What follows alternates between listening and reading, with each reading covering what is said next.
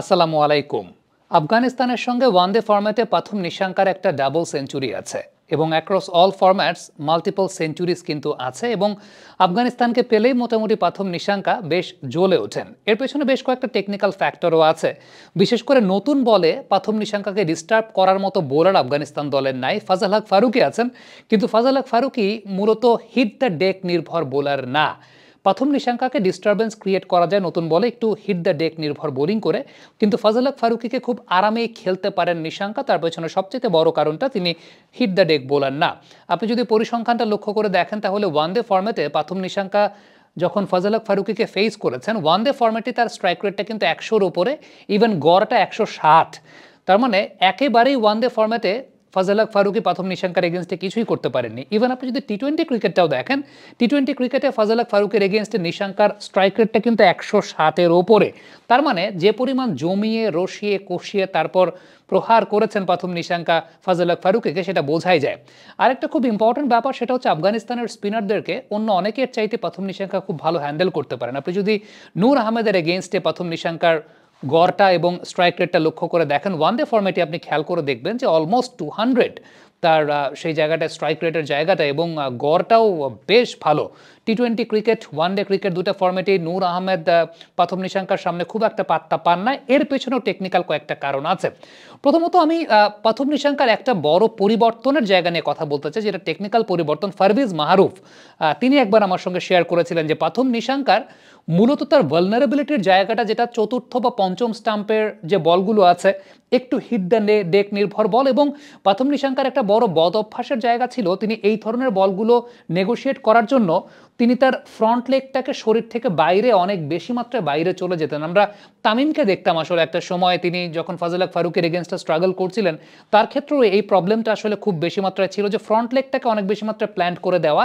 এবং প্রথম নিশাঙ্কার ক্ষেত্রে আপনারা পর্দায় যে বলগুলো দেখতে পেলেন যে তিনি এই যে ফ্রন্ট লেগটাকে সামনের দিকে প্ল্যান করে যাওয়া, তার ফলে তার হেডটা অনেক বেশি মাত্রায় ফল করে যেত, এই প্রবলেমটা তিনি ফেস করছিলেন। এটা শ্রীলঙ্কা টিমের যিনি অ্যানালিস্ট, সেই অ্যানালিস্ট তাকে এই ব্যাপারগুলো নিয়ে পরামর্শ দিয়েছেন। মাইকেল ভ্যানডর্টের কথা একবার আমাকে বলেছিলেন পারভেজ মারুফ, যে তিনি এই বিষয়টা নিয়ে কাজ করেছিলেন প্রথম নিশাঙ্কার সঙ্গে, এবং নিশাঙ্কা কিন্তু এখন এই জায়গাটা অনেক রেকটিফিকেশন তিনি করেছেন, যে এখন তার সামনের পাটাকে অত বেশি প্ল্যান্ট তিনি করেন না, ফ্রন্ট লেগটাকে মোটামুটি ক্লিয়ার রাখার চেষ্টা করেন, এবং সামনের পাটা যদি অ্যাক্রস যায়ও আগের মতো খুব বেশি যায় না, এবং এই জায়গাটা একটা গঠনগত পরিবর্তন আনার চেষ্টা করেছেন আলটিমেটলি সেই জায়গাটা প্রথম নিশাঙ্কা। সো আফগানিস্তানের বোলিংয়ের এগেনস্টে এমনিই ফাজাল হক ফারুকি খুব বেশি হিট দ্য ডেক নির্ভর বোলিং করতে পারেন না।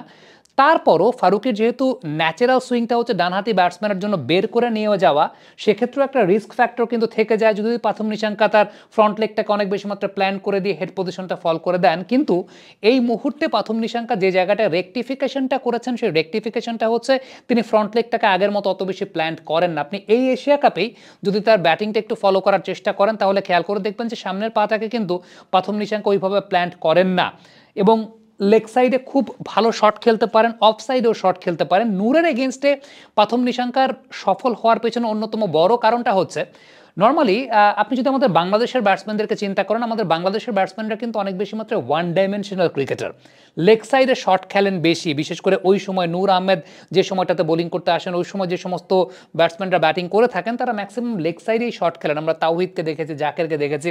নিশাঙ্কার একটা বিষয় খেয়াল করে দেখবেন যে পেছনের পায়ের উপর বেইসটাকে রেখে তিনি খুব সুন্দর বলটাকে লাস্ট মোমেন্টে অফ সাইডে শট খেলতে পারা, অফ সাইডে শট খেলতে পারে। আমরা দুইটা শট আপনাদেরকে দেখালাম, একটা রেফারেন্স জাস্ট প্রথম নিশাঙ্কার এগেনস্ট নূর আহমেদ তিনি যেভাবে আসলে সাকসেসফুল হয়েছেন।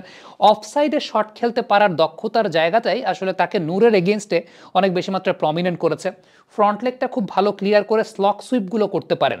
আমি খুব রিসেন্ট পাস্টে আমার কাছে মনে হয় যে মুশফিকুর রহিমের রিটায়ারমেন্টের পর থেকে সুন্দর করে স্লক সুইপ মারা, মানে হৃদয়ও গত বছর পর্যন্ত করতে পারতেন, বাট হৃদয় এখন ওই সুন্দর স্লক সুইপগুলো আমরা খুব রেয়ারলি দেখতে পাই। মুশফিকুর রহিমকে খুব প্রমিনেন্ট ওয়েতে দেখতে পেতাম আমরা যে স্লক সুইপগুলো মারছেন। ওয়ালটন এখন দেশের সীমানা পেরিয়ে পৌঁছে গিয়েছে 50টিরও বেশি দেশে। ওয়ালটন, ঘরে ঘরে বিশ্বজুড়ে। জাকেরকে যদি বলেন, জাকের টানেন, লেগ সাইডে হুইপ করেন, বাট ওই যে খুব সুন্দর একটা টাইমিংয়ে স্লক সুইপ করা, এই স্লক সুইপ করার জায়গাটা আমরা ইন রিসেন্ট পাস্টে বাংলাদেশের ব্যাটসম্যানদের কাছ থেকে আসলে খুব কম দেখতে পাই। নিশাঙ্কা এই কাজটা খুব ভালো মতো করতে পারেন এবং এটা খুব ভালো মতো করতে পারেন দেখে নূর বলেন, রশিদ বলেন, দুজনের এগেনস্টই কিন্তু খুব সফল হন। বিশেষ করে গুগলি বলগুলো যখন আসছে রশিদ খানের, ওই গুগলি বলগুলোর এগেনস্টেও কিন্তু পাথম নিশাঙ্কা বেশ ভালো স্লক সুইপ করতে পারেন। So it's all about class, it's all about potential এবং নিজের ভুলের জায়গাগুলো নিয়ে কাজ করা। যে বিষয়টা নিয়ে বলছিলাম যে আমরা ইনিশিয়ালি আপনাদেরকে যে কটা ভিডিও দেখিয়েছে যে অ্যাওয়ে গোয়িং বলে বা ওই ধরনের যে বলগুলো যেগুলো করিডোর অফ আনসার্টেনিটিতে পাথম নিশাঙ্কা একটা সময় তার সামনের পাটাকে প্ল্যান করে ফেলতেন, এখন যে জিনিসটা দেখা যায় যে সামনের পাটাকে ওই রকমভাবে প্ল্যান করেন না, এখন বেশ স্টেবল থাকার চেষ্টা করেন। যে কারণে এই একটা ছোট্ট গঠনগত পরিবর্তনের জায়গাটা, যেটা পারভেজ মারুফের সঙ্গে আমার একবার কনভারসেশন হচ্ছিল এবং পারভেজ মারুফ এই বিষয়টা খুব ভালো মতো মেনশন করেছেন, যেহেতু তার কাজই আলটিমেটলি এখন ওইটা শ্রীলঙ্কান ব্যাটারদের কার কোথায় কিভাবে কি আছে সেই বিষয়গুলো নিয়ে আলোচনা করা। সো মারুফ ওই ব্যাপারটা খুব ভালো মতো মেনশন করেছিলেন যে নিশাঙ্কা কিন্তু এই জায়গাটায় বেশ চেঞ্জ এনেছেন। কমেন্ট বক্সে আপনাদের মন্তব্য মতামত জানতে চাইবো, তবে তার আগে শেষ করার আগে আরেকটা বিষয় বলে নেই, সেটা হচ্ছে আমি জানি না দুনিত ওয়ালা লাগে আজকে এই ম্যাচটা তিনি খেলবেন কিনা, এবং যদি খেলেন আফগানিস্তানের ব্যাটসম্যানরা কিন্তু বাহাতি স্পিনারদের এগেনস্টে খুবই উইক, সেক্ষেত্রে একটা অনেক বড় ফ্যাক্টর তিনি হতে পারেন। দাসুন শানাকার কথা যদি বলি, দাসুন শানাকা আফগানিস্তানের ব্যাটসম্যানরা যে নেচারের ব্যাটিং করেন, দাসুন শানাকার স্লোনেসটা একটু ব্যাক অফ দ্য লেন্থে বোলিং করা, কারিম জানাত বলেন, আজমাতুল্লাহ উমরজাই বলেন, এই টাইপের ব্যাটসম্যানরা হয় কি লেগ সাইডে ঘোরান তো সব। সো এই টাইপের পেসের বলগুলো ডেফিনেটলি একটা ভাইটাল রোল প্লে করতে পারে। এবং রশিদ খান বা নূররা যে টাইমে ব্যাটিং করেন, দাসুন শানাকার লং হ্যান্ডেলে ব্যাটিং করা সামনের জায়গাটাতে, সামনের দুইটা জায়গাতে, এটাও একটা অনেক বড় ভাইটাল ফ্যাক্টর হলেও হতে পারে। আমার কাছে ব্যক্তিগতভাবে মনে হয় ব্যাটিংয়ে পাথম নিশাঙ্কা, বোলিংয়ে ওয়েলা লাগে একটা বড় ইম্প্যাক্ট জেনারেট করবেন এবং দাসুন শানাকার অলরাউন্ডিং এবিলিটি সেটা আফগানিস্তানের এগেনস্টে বেশ ইম্প্যাক্ট জেনারেট করতে পারে। কমেন্ট বক্সে আপনাদের মন্তব্য মতামত জানতে চাই।